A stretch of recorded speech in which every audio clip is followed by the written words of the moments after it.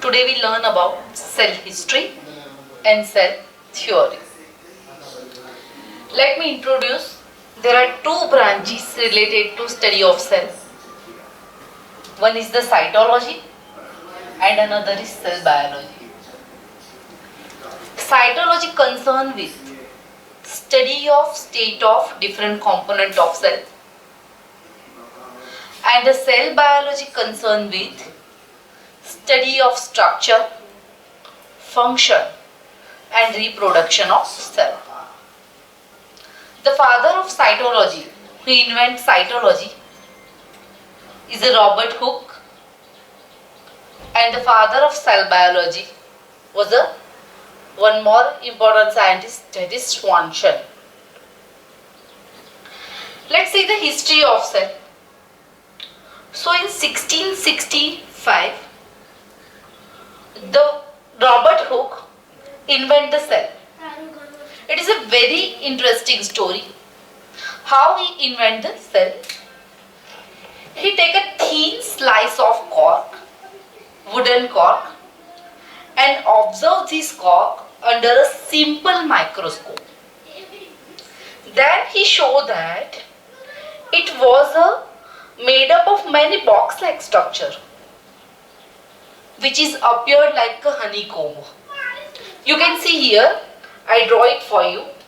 It is appear like a honeycomb, and one box, one chamber, is look like a room. One room, like in our house has one room, so it's look like a one room.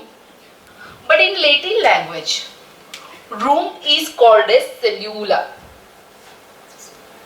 And on the basis of this word cellula, Robert Hooke termed the coin cell.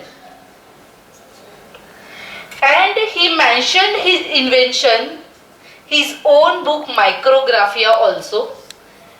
He wrote about the cell in his book Micrographia.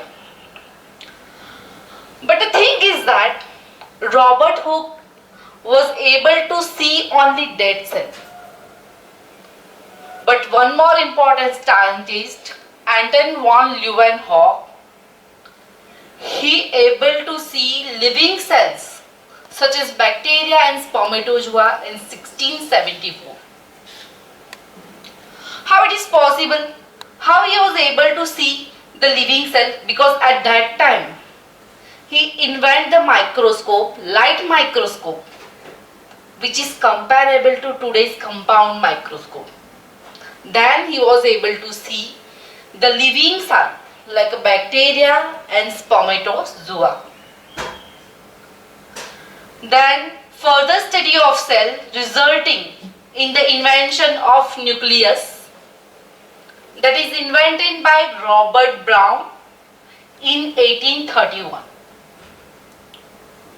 So these three important scientists give the invention of very important parts of the cell, that is the cell wall, living cell, and the very amazing and important part of cell, that is the nucleus. It's not a part, actually it's a very amazing and important component of cell, that is the nucleus, which is invented by Robert Brown in 1831.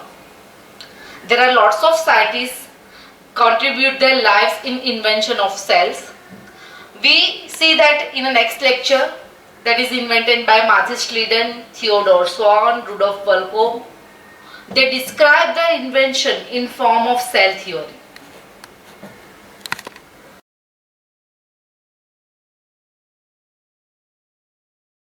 In last topic, we learnt about invention of cell, nucleus and living cell.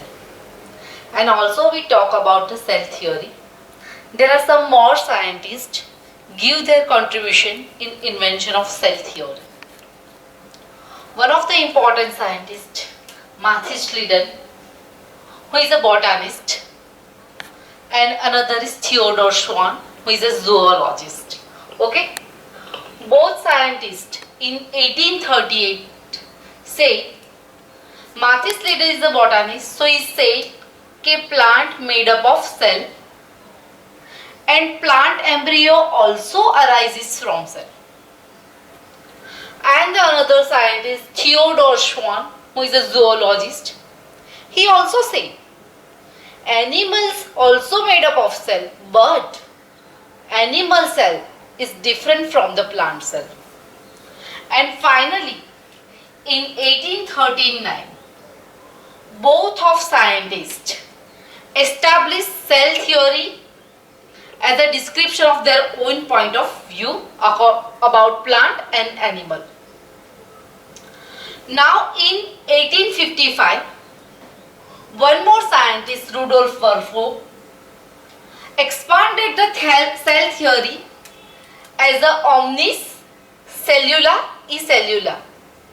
It means new cell arises from pre-existing cells.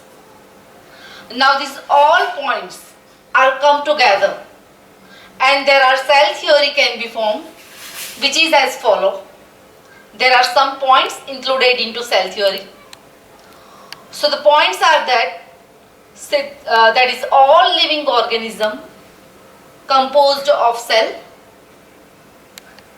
All cells are basically similar in chemical compositions and metabolism. Cell is a structural and functional unit of living organism. All cells arise from pre-existing cells, and activity of multicellular organism is a result of interactions and activities of these cell components. Actually, this cell theory given for the explaining the each and every living organism. But there are some exceptions. There are living organisms, but they can't follow the cell theory. So let's see that some exceptions. Here are some exceptions given. The viruses and viroids are not following cell theory. Actually, viruses are connecting link of living and non-living. So it cannot follow the cell theory, as well as mycoplasma, some bacteria, vaucheria, some fungi like mucor and rhizopus also not following the cell theory. So these are the exceptions. Thank you.